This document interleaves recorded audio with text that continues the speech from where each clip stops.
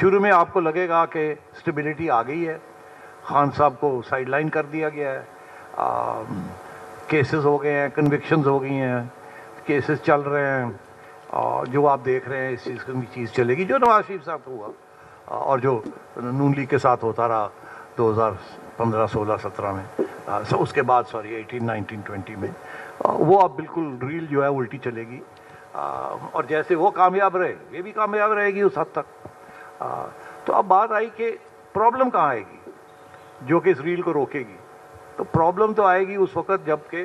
پھر 3 سال پورے ہو جائیں گے اور آگے سوچنا ہوگا کرنا کیا کیا نہیں کرنا۔ تو my assessment is this and I am sticking my neck out, اگر تو 3 سال کے بعد 3 سال اور ہو جاتے ہیں تو پھر ایک صورت ہوگی، صورت حال آئے گی ہوگی، اور اگر 3 سال